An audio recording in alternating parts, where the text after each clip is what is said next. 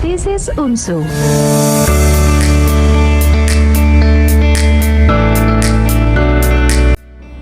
A'udzubillahi minasyaitonirrajim. Bismillahirrahmanirrahim. Rabbi ishrah li sadri wa yassir li amri wahlul 'uqdatam min lisani yafqahu qawli. Assalamualaikum warahmatullahi wabarakatuh. Perkenalkan, nama saya Yusnini Afrita Nasution SMSI. Saya adalah dosen di Universitas Muhammadiyah Sumatera Utara pada Fakultas Ekonomi dan Bisnis di program studi akuntansi. Saya bergabung di Universitas Muhammadiyah Sumatera Utara sejak tahun 2019 sampai dengan sekarang. Pada kesempatan ini, saya akan mendeskripsikan mata kuliah yang saya ampu pada semester ganjil di program studi akuntansi, yaitu mata kuliah perpajakan. Di mana mata kuliah ini diberikan kepada mahasiswa di semester 3. Mata kuliah ini memiliki bobot 3 SKS dan merupakan mata kuliah wajib dan prasyarat untuk mata kuliah akuntansi pajak. Mata kuliah perpajakan adalah mata kuliah yang berisi pembahasan mengenai ilmu perpajakan secara komprehensif dengan pendekatan teoritis dan praktis agar memudahkan mahasiswa dalam memahaminya. Selama proses perkuliahan akan banyak membahas teori dan kasus. Adapun materi pembelajaran yang dibahas di mata kuliah perpajakan adalah 1. Dasar-dasar perpajakan, 2. Ketentuan umum dan tata cara perpajakan, 3. Pajak penghasilan secara umum, 4. Pajak penghasilan final yang meliputi pajak penghasilan pasal 15, pajak penghasilan pasal 4 ayat 2. Materi yang kelima yaitu pajak penghasilan non final yang terdiri dari pajak penghasilan pasal 21, pasal 22, pasal 23, pasal 24, dan pasal 25. Materi yang keenam adalah pajak pertambahan nilai dan pajak penjualan barang mewah. Adapun materi yang terakhir yaitu pajak daerah yang menjadi capaian pembelajaran lulusan atau program learning outcomes pada mata kuliah perpajakan meliputi 1. Mampu menerapkan pemikiran logis, kritis, sistematis, dan inovatif dalam konteks pengembangan atau implementasi ilmu pengetahuan dan teknologi yang memperhatikan dan menerapkan nilai humaniora yang sesuai dengan bidang akuntansi. Program learning outcome yang kedua yaitu mampu secara mandiri menyusun perencanaan, perhitungan, dan pelaporan pajak berbasis teknologi informasi. Capaian pembelajaran lulusan yang ketiga mampu menyelesaikan masalah-masalah perpajakan dan menyusun perencanaan pajak serta fiskal. Capaian pembelajaran lulusan yang keempat yaitu mampu bekerja sama, memiliki kepekaan sosial dan lingkungan, serta bertanggung jawab atas pekerjaannya secara mandiri dan amanah berdasarkan nilai-nilai al-Islam kemuhammadiyahan. Adapun capaian pembelajaran mata kuliah atau learning outcomes pada mata kuliah perpajakan yaitu 1.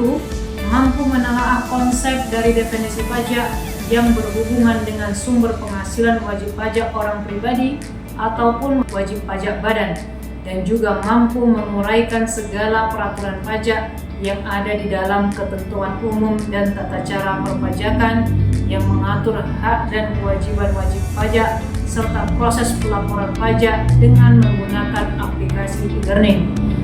Capaian pembelajaran mata kuliah yang kedua yaitu mampu menguraikan definisi pajak penghasilan yang diperhitungkan dari penghasilan yang diperoleh wajib pajak dalam 1 tahun pajak, serta mampu menguraikan definisi dan jenis pajak penghasilan final dan tata cara perhitungannya.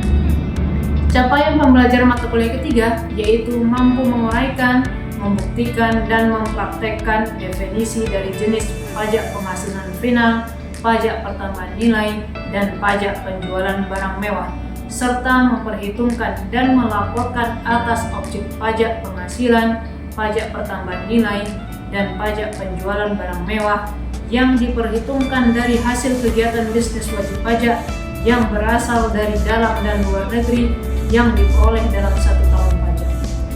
Capaian pembelajaran mata kuliah keempat yaitu mampu menguraikan undang-undang yang mengatur tentang pajak daerah dan apa saja kelompok dan jenis pajak daerah. Untuk metode pembelajaran pada mata kuliah perpajakan dilakukan dengan cara pertama, ceramah interaktif, yang kedua, diskusi aktif dan partisipatif, dan yang ketiga yaitu case-based learning, yaitu membahas tentang undang-undang terkini yang terkait dengan pajak, menyelesaikan contoh-contoh studi kasus, dan membahas informasi-informasi terkini yang berhubungan dengan perpajakan. Adapun sistem pembelajaran pada mata kuliah perpajakan dilakukan dengan cara blended learning, yaitu melalui tatap muka ataupun luring dan pembelajaran melalui daring dengan menggunakan e-learning yang disediakan oleh universitas, yaitu di website www.elearning.unsu.ac.id. Mahasiswa dapat mengakses dan mengunduh semua materi kuliah dan juga dapat mengupload tugas melalui website e-learning universitas.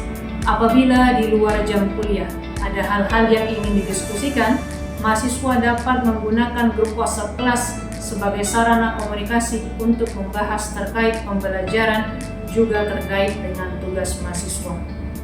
Pada penilaian dalam mata kuliah perpajakan terdiri dari 3 komponen yang meliputi komponen pertama yaitu belajar terbimbing, di mana memberikan kontribusi nilai sebesar 30%. Belajar terbimbing terdiri dari kehadiran, etika, UTS, dan UAS. Komponen penilaian yang kedua yaitu tugas terstruktur, di mana memberikan kontribusi nilai sebesar 35%, yang terdiri dari tugas report, materi report, dan mini research. Komponen nilai yang ketiga yaitu tugas mandiri, yang memberikan kontribusi nilai sebesar 35%, yang terdiri dari tugas report dan materi report.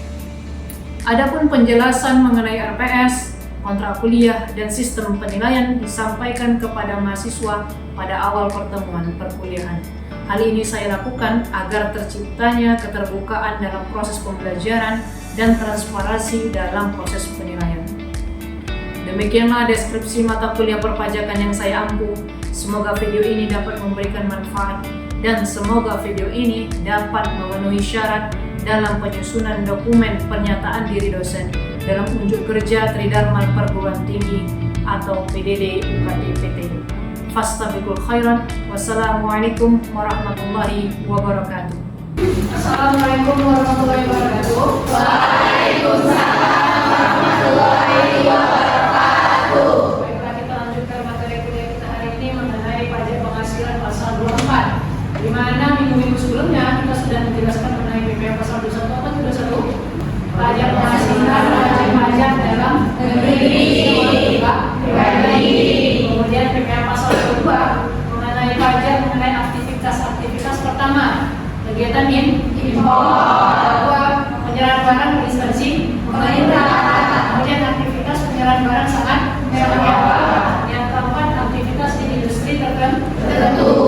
Minggu lalu kita bahas PPh pasal 23 mengenai pajak atas jasa yang diberikan oleh wajib pajak badan dan pajak atas royalti, bunga, dan penggunaan aset bergerak kecuali tanah dan bangunan. Jadi kali ini kita akan membahas mengenai pajak penghasilan pasal 24. Apa itu PPh pasal 24? Sebenarnya wajib pajak dalam negeri terhutang atas seluruh penghasilan yang dia terima, baik itu penghasilan dari dalam negeri maupun penghasilan yang mereka peroleh dari luar negeri. Jadi kalau wajib pajak mendapatkan penghasilan dari luar negeri, maka wajiblah dia melaporkan dan menggabungkannya dengan penghasilannya dari dalam negeri.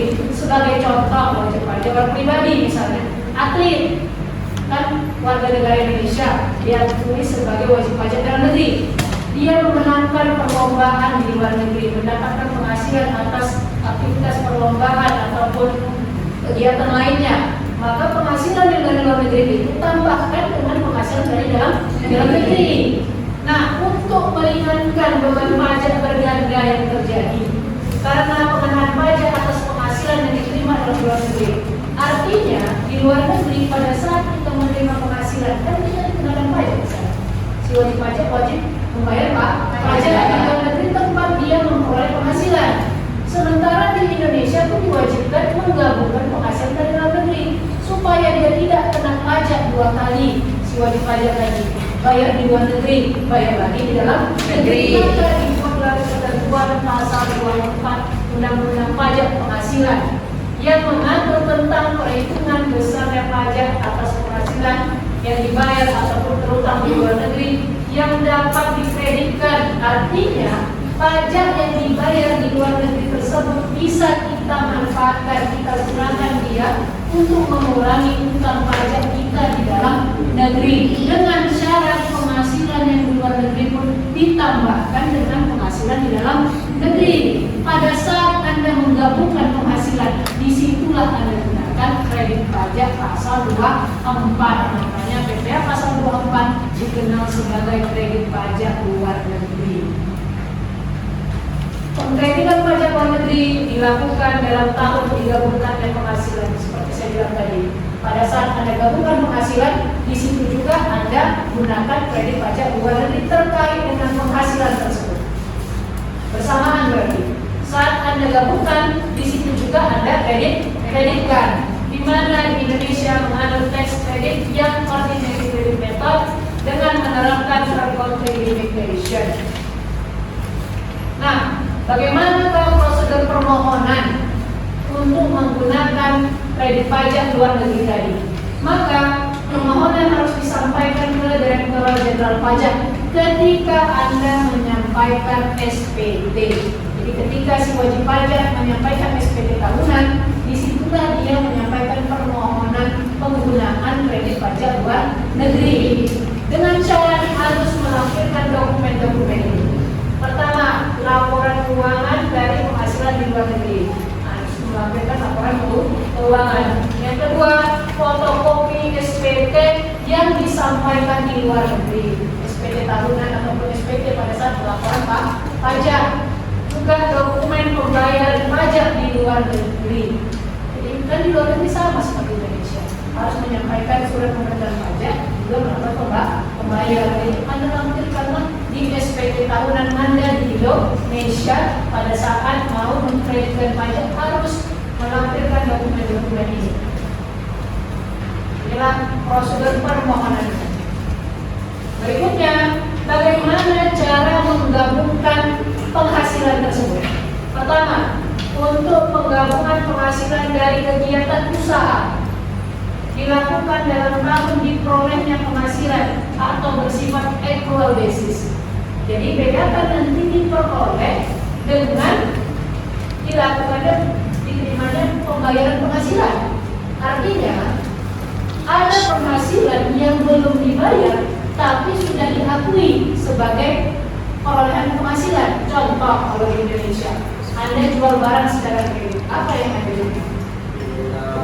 Piutang usaha pada penjualan. Artinya kan sudah Anda akui ya penjualan sebagai penghasilan berarti.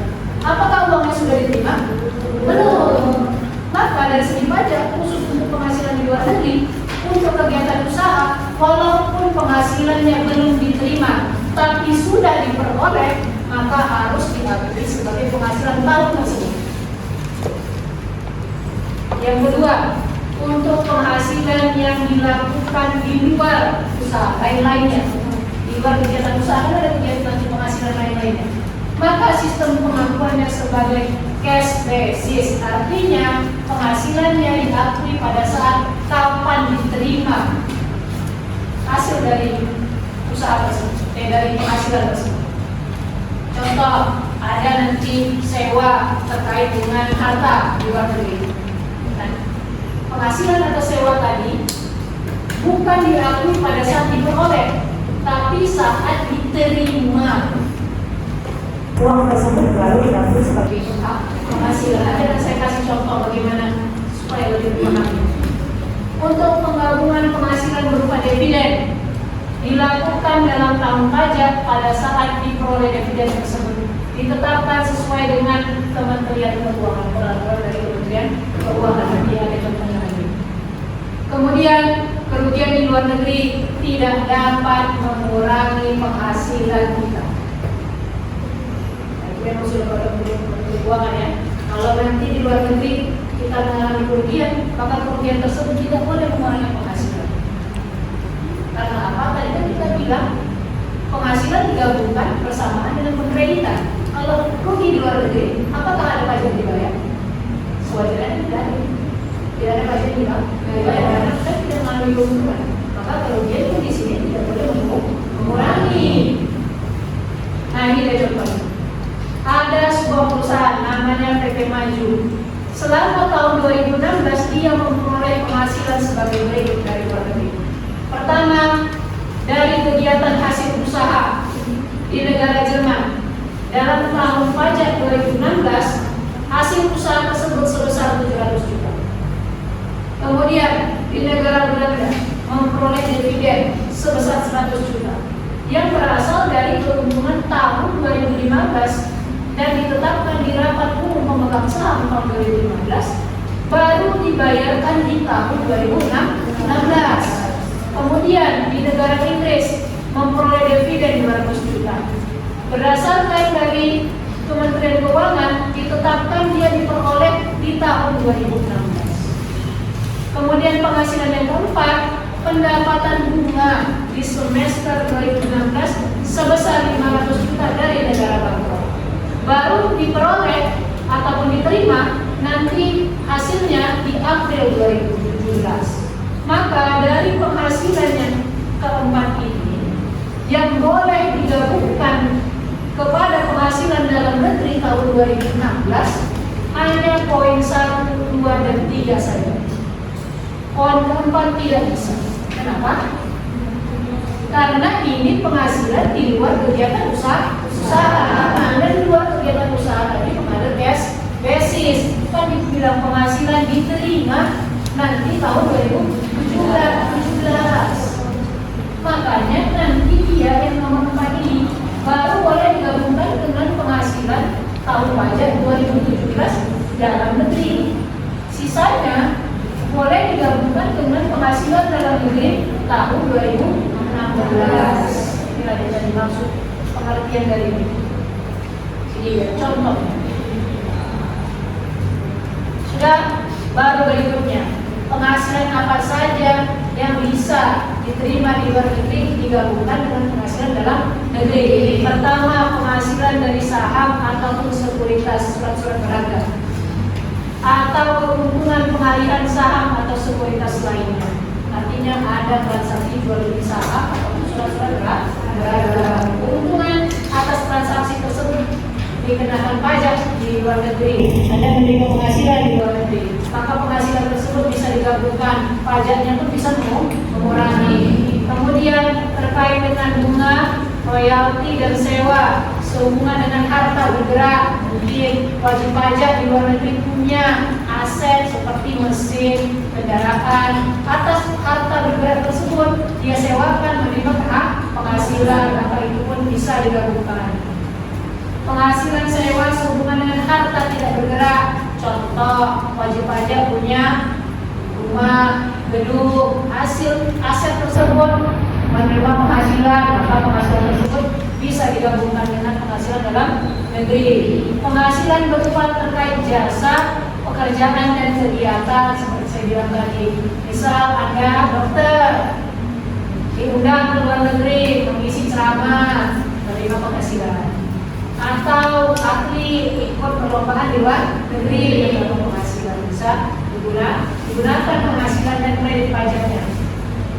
Kemudian penghasilan dari badan usaha tetap, penghasilan dari pengalihan hak penambangan atau tanda penerimaan modal kepada perusahaan penambangan, keuntungan karena pengalihan harta tetap, misal keuntungan penjualan harta, kemudian keuntungan karena pengalihan harta yang menjadi bagian dari badan usaha.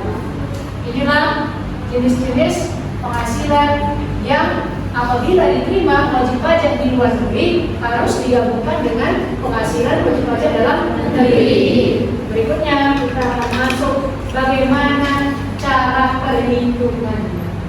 Karena tidak semua pajak yang dibayar di luar negeri boleh 100% digunakan mengurangi hutang pajak. Kita harus hitung dulu batas maksimumnya. Ada lagi peraturan batas maksimumnya. Jangan sampai pajak yang dibayar di luar negeri lebih besar dibanding utang pajak. Nah, itu tidak boleh. Maka dalam peraturan Kementerian Keuangan harus menghitung batas maksimum.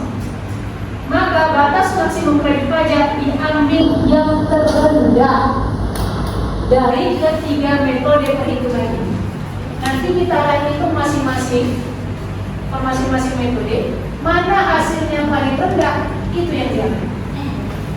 Pertama, jumlah pajak terutang ataupun yang dibayar di luar negeri. Kita hitung dulu nanti berapa yang sudah kita bayar di luar negeri, berapa jumlahnya. Bandingkan dengan yang metode kedua, penghasilan luar negeri dibagi dengan seluruh penghasilan kena pajak, kalikan tarif yang berlaku utang pajak kita. Nah, berapa hasilnya? Bandingkan dengan yang nomor 1. Kemudian yang ketiga, jumlah pajak yang terutang untuk seluruh penghasilan kena pajak dalam negeri. Dari ketiga ini nanti mana paling terendah, itulah yang diambil. Jadi sekarang masih bingung ya, apa maksudnya? Mana cara menghitung ya? Nah, kita langsung masuk ke contoh soal. Ada perusahaan PT Maju memperoleh penghasilan itu penghasilan bersih berarti ya, tahun 2016. Penghasilan dari luar negeri, ini saya singkat ya, dari luar negeri sebesar 5 miliar. Di mana di luar negeri kena pajak 40%. Di luar negeri cukup besar ya, pajak penghasilan. Di Indonesia belum termasuk besar kalau dibandingkan luar negeri. Kita orang pribadi rata-rata 5%, ya kan, 15%. Badan sekarang cuma 22%. Yang besar. Makanya ini contoh aja ya. Contoh 40%. Tapi umumnya rata-rata luar negeri pajak penghasilan besar. Penghasilan di Indonesia diterima neto 4 miliar. Maka kita harus gabungkan penghasilan luar negeri dengan penghasilan di Indonesia. 5 miliar ditambah 4 miliar. Total penghasilan yang kena pajak kita adalah 9 miliar. Pertama kita hitung dulu berapa utang pajak kita. Ini PT Maju berbentuk badan. Dan beda tarif badan dengan orang pribadi ya. Badan. Karena contoh soal saya tahun 2016, maka di sini tarif pajaknya nanti masih 25%. Tarif pajak badan sekarang yang berlaku sebesar 22%. Jadi karena tahun 2016 ya, jangan Anda bertanya kenapa Bu masih 25%, karena contoh soal kita di tahun 2016. Kita hitung dulu pertama, berapakah pajak yang sudah kita bayar di luar negeri? 40% dari tarifnya. Di mana penghasilan luar negeri 5 miliar. Maka di luar negeri sudah kita dipotong pajak atau pajak yang kita bayar sebesar 2 miliar. Belum tentu 2 miliar ini semuanya boleh kita pakai untuk mengurangi utang pajak. Maka dari itu dari metode kedua. Kita hitung berapa utang pajak kita dalam negeri. Total penghasilan keseluruhan 9 miliar. Dikali tarif pajak badan 25%. Sehingga utang pajak kita adalah 2 miliar 250 juta. Inilah utang pajak kita di Indonesia. Kemudian metode yang ketiga, kita hitung dengan metode limitation max credit tadi, maksimum kredit tadi. Ini 5 miliar penghasilan luar negeri dibagi dengan 9 miliar adalah total penghasilan. Setelah ini dibagi, kalikan dengan utang pajak kita dalam negeri 2 miliar 250 juta. Maka batas maksimumnya adalah 1 miliar 250 juta. Berarti yang mana yang diambil? Nomor 1, nomor 2, atau nomor 3? Iya, karena metode nomor 3 menghasilkan angka paling terendah. Maka inilah yang boleh mengurangi utang pajak kita. Bu, tapi kan kita bayar di luar negeri 2 miliar. Yang itulah peraturan Kementerian Keuangan. Harus menghitung mana yang paling rendah dari 3 metode tadi. Sehingga si PT Maju, berapa sisa utangnya sekarang? Utang pajak keseluruhan, ya kan? 2 miliar 150 juta. Kurangkan dengan tax credit luar negeri. PPh pasal 24 1 miliar 250 juta. Anda kurangkan ini, sisa yang 1 miliar itulah yang harus dibayar oleh PT Maju. Nah, inilah maksud arti dari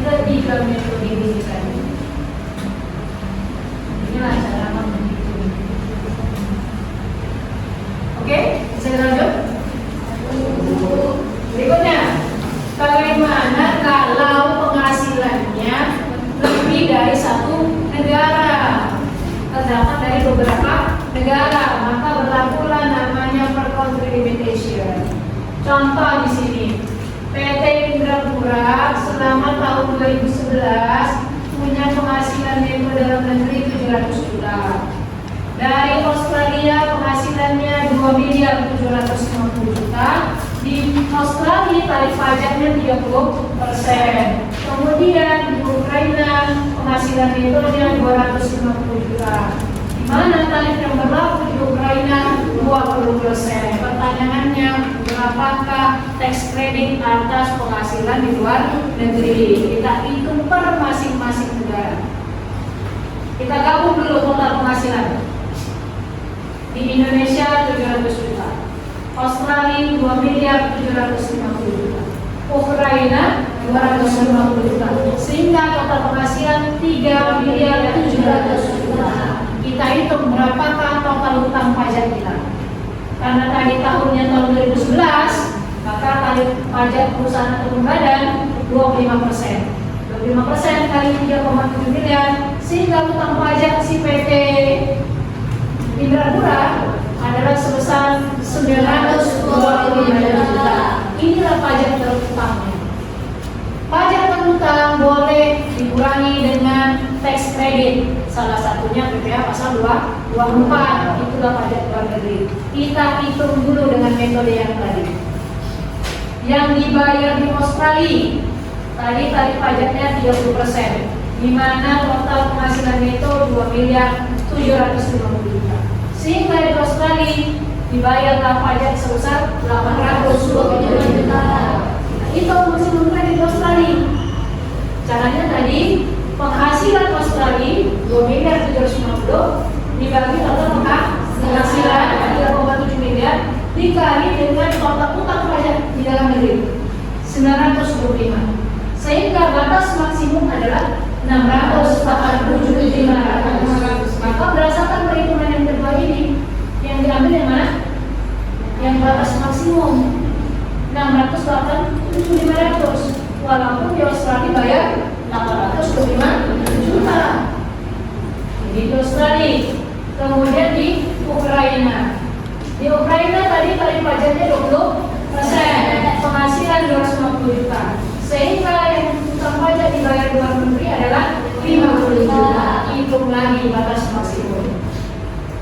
250 juta penghasilan Ukraina dibagi total penghasilan dikali utang pajak dalam negeri. Sehingga batas maksimum kredit 62 juta 500. Nah ini lihat batas maksimum 62.500.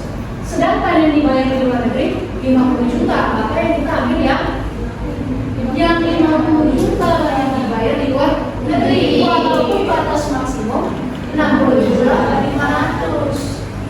Pilih salah satu yang paling rendah. Sehingga kredit pajak PPh pasal 24 totalnya adalah tambahan yang di Australia 647.500 ditambah 50 juta, sehingga totalnya adalah 737.500.000. Berapakah yang harus dibayar PT Indrapura? Utang pajaknya 925 dikurangi 7.500. Jangan boleh kita ini. Wassalamualaikum warahmatullahi wabarakatuh.